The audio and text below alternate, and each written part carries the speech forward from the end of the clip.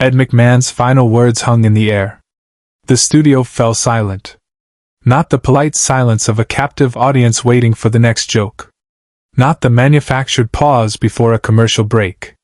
This was the silence of 30 million people holding their breath at once.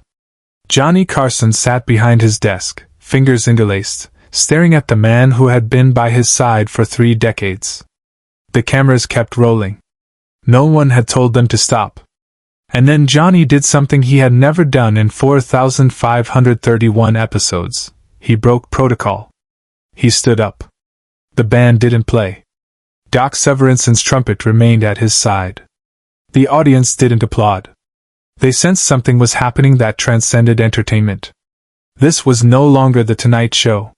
This was goodbye, unscripted and raw, happening in real time. How did we get here?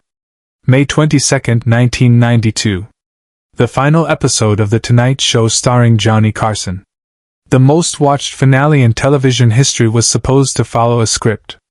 Johnny would deliver his monologue, welcome a few guests, share some clips, thank the crew, and fade to black with his signature golf swing. Clean. Professional. Controlled. That was Johnny's way. But Ed McMahon wasn't supposed to cry. The show had opened normally enough. Johnny walked through the rainbow curtain to thunderous applause, waved to the crowd, and launched into his monologue. The jokes landed. The timing was perfect. Ed sat in his chair to Johnny's right, laughing at all the right moments, his deep Ho-ho-ho, echoing through Studio One in Burbank just as it had for 30 years. Then came the guests. Bette Midler sang, "One for my baby, and one more for the road," and broke down in tears mid-song. Robin Williams delivered a manic, brilliant set that had the audience in stitches. But everyone knew what was really happening. This wasn't just another show. This was the end of an era. But no one in the studio, not even Johnny himself, was prepared for what would happen in the final 5 minutes. As the clock ticked toward 12:30 a.m. Eastern Time, Johnny dismissed the band for the night. He thanked the crew one by one. He showed clips from his first show in 1962, when he was young and nervous and wore his hair slicked back. The audience watched in reverent silence as 3 decades compressed into 90 seconds of flickering images. Then Johnny turned to Ed. Ed McMahon had been Johnny's announcer, sidekick, and closest friend since October 1, 1962. He had been there when Johnny bombed. He had been there when Johnny soared. He had laughed at over 50,000 jokes, introduced over 22,000 guests, and sat in that chair through marriages, divorces, deaths, and triumphs. Ed wasn't just part of the show. Ed was the show's heartbeat. Johnny looked at him for a long moment. The kind of look that passes between 2 men who have shared more than words can express. Then Johnny spoke. "Ed, I want to say something to you." The studio grew quieter. Ed shifted in his seat, smiled, tried to keep it light. That was his job. Keep it light. Keep Johnny comfortable. But his eyes were already glistening. "You know," Johnny continued, his voice steady but softer than usual. "When I started this show 30 years ago, I was terrified. I didn't know if I could do it. I didn't know if America would accept me. But you were there from the very first night. And you never left." Ed nodded, pressing his lips together, fighting to maintain composure. Johnny paused. He glanced down at his desk, at a small blue cue card he had written himself earlier that day. No producer had seen it. No writer had edited it. This was Johnny's alone. He picked up the card and read it, not to the camera, but directly to Ed. "You made me better. You made me braver. You made me feel like I wasn't alone out here." Ed's face crumpled. 30 years of professionalism, of being the straight man, of never stealing the spotlight, of always being there when Johnny needed him, it all came rushing to the surface. Tears streamed down his face. He didn't wipe them away. The audience was frozen. Some were crying. Others sat with hands over their mouths. The cameramen behind their equipment wiped their eyes. This wasn't entertainment anymore. This was witness. Subscribe and leave a comment, because the most powerful part of this story is still ahead. Johnny set the cue card down gently. He stood up from behind the desk. The audience gasped softly. In 4,531 episodes, Johnny rarely left his desk during the closing segment. It was his throne, his safe space, the place where he controlled the chaos of live television. But now he walked around the desk toward Ed. Ed stood too, instinctively, like a soldier standing for a commanding officer. But his shoulders were shaking. His breath came in short bursts. He tried to smile through the tears, tried to make a joke, something to ease the unbearable weight of the moment. But nothing came. Johnny reached him and placed both hands on Ed's shoulders. "Ed," Johnny said quietly, his own voice breaking now, "I couldn't have done any of this without you." The two men embraced. Not a quick, backslapping hug. A real embrace. The kind that says everything words cannot. 30 years of late nights, early mornings, triumphs and disasters, laughter and loss, all of it compressed into that single moment. The studio remained silent. Not a cough. Not a whisper. The cameras captured it all, but even the operators felt like intruders, witnesses to something too intimate for broadcast. When they finally pulled apart, Ed couldn't speak. He opened his mouth, tried to form words, but his voice caught in his throat. He shook his head, laughed through his tears, and pressed his hand to Johnny's chest, right over his heart. Johnny nodded. He understood. Words weren't necessary. But what Johnny said next, in a voice barely louder than a whisper, would become the most quoted moment in television history. He leaned in close to Ed, close enough that the microphones almost didn't catch it, and said, "Thank you, pal. For everything." 4 words. 21 letters. But they carried the weight of 3 decades. Ed broke. Completely. He covered his face with both hands and wept openly. The audience rose to their feet as one, applauding through their own tears. The sound was deafening, but it felt distant, like it was coming from another world. Johnny gently guided Ed back to his chair, patted his shoulder one last time, and returned to his desk. He sat down, composed himself with visible effort, and looked directly into the camera. "I bid you all a very heartfelt good night," he said, his voice cracking on the word. Heartfelt. The screen faded to black. No credits rolled. No music played. Just silence. 30 million people sat in their living rooms, staring at blank screens, unable to move. The aftermath was immediate and overwhelming.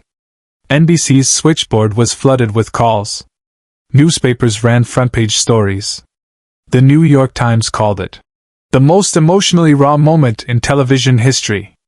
People magazine devoted 6 pages to that final embrace. But the real impact wasn't measured in ratings or headlines. It was measured in the letters. Over 100,000 letters poured into NBC in the weeks following the finale. Not fan mail. Not complaints. Letters from people sharing their own stories of friendship, of loss, of the people who had stood by them through everything. One letter came from a man in Ohio who had lost his best friend to cancer 3 months earlier. He wrote, "I never got to say thank you. Johnny showed me what I should have said. I'll carry that with me forever." Another came from a woman in Texas who had been estranged from her sister for 15 years. She wrote, "I called her the next morning. We cried for an hour. Thank you, Johnny. Thank you, Ed." The blue cue card that Johnny had read from that night was never seen again. Rumors circulated that he kept it in his desk drawer at home, that he looked at it sometimes when he needed to remember what mattered. Others claimed he destroyed it the next day, that it was too personal to preserve. The truth is simpler. Johnny gave it to Ed. 3 years later, when Ed published his memoir, "Here's Johnny!" he included a single photograph in the center of the book. It showed the blue cue card, now yellowed and creased, sitting in a glass frame on his desk. The words were still legible. "Ed, you made me better. You made me braver. You made me feel like I wasn't alone out here. Thank you, pal. For everything. J." Ed never spoke publicly about that night in detail. When interviewers asked, he would smile, shake his head, and say, Some things are too precious to put into words. Johnny Carson passed away on January 23, 2005, at the age of 79. Ed McMahon died 4 years later, on June 23, 2009, at 86. At Ed's funeral, his family placed a framed blue cue card in his casket. The Tonight Show continued without them. New hosts came and went. The format evolved. But that final moment between Johnny and Ed remained untouchable, a benchmark of authentic human connection in an industry built on performance. Today, when young talk show hosts ask veterans for advice, the answer is almost always the same. Watch the Carson finale. Watch how he said goodbye to Ed. That's what this job is really about. Because that night, Johnny Carson taught the world something more valuable than comedy. He taught them that after 30 years of making people laugh, the most important thing you can do is tell the person beside you that they mattered. 4 words. Thank you, pal. For everything. But the story doesn't end there. What happened in the hours after that finale reveals something even more profound about Johnny Carson and the bond he shared with Ed McMahon.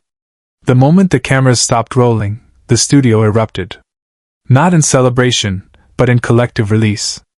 Crew members who had worked on the show for decades broke down. Cameramen turned away from their equipment. Stage managers stood frozen, unsure how to transition from the most emotional moment they had ever witnessed back to the business of television. Johnny remained at his desk for several minutes, unable to move. Ed sat in his chair, face in his hands, shoulders heaving. No one approached them. It felt sacred, untouchable. Finally, Fred de Cordova, the show's longtime producer, walked onto the stage. He was crying too. He placed a hand on Johnny's shoulder and whispered something no one else could hear. Johnny nodded, stood slowly, and walked off stage without looking back. Ed remained in his chair for another 10 minutes. Members of the crew came up to him one by one, shaking his hand, hugging him, thanking him.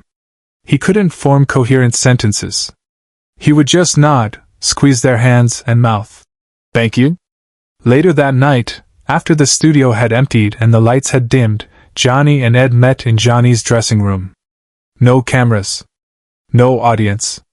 Just 2 friends saying goodbye to a life they had built together. What they said to each other in that room has never been revealed. Johnny's biographers tried for years to uncover the details. Ed was asked countless times in interviews.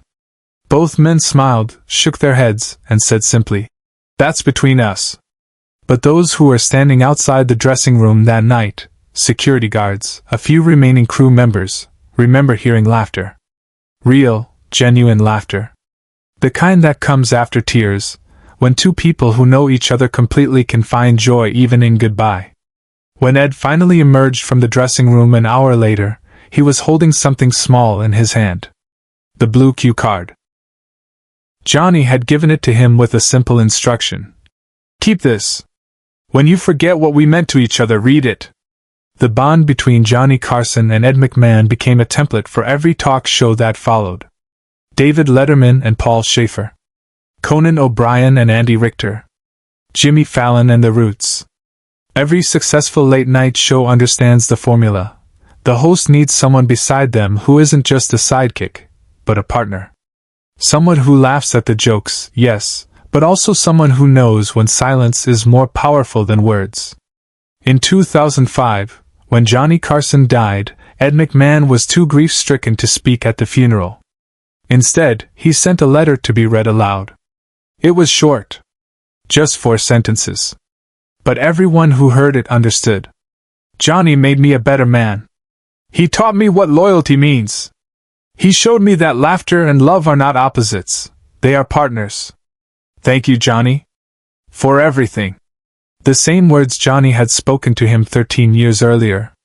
The same gratitude returned. When Ed passed away in 2009, his family revealed that he had watched that final Tonight Show episode every year on May 22nd. He would sit alone in his study, pour himself a drink, and watch as his younger self sat beside his best friend for the last time. And every year, when Johnny stood up and walked toward him, Ed would whisper to the screen, "I know, pal. I know." The blue cue card, now in Ed's casket, had been touched so many times over the years that the ink had begun to fade. But the words remained legible. Because some words are too important to disappear. Today, that moment lives on not just as television history, but as a reminder of what we all hope to find: someone who makes us better, someone who makes us braver, someone who makes us feel like we're not alone. Johnny Carson and Ed McMahon gave us 30 years of laughter. But in those final 5 minutes, they gave us something more valuable. They gave us permission to tell the people we love that they matter. Not someday. Not eventually. Now. Because you never know when it will be the last time you get to say it. 4 words. Thank you, pal. For everything. Share and subscribe. Make sure this story is never forgotten.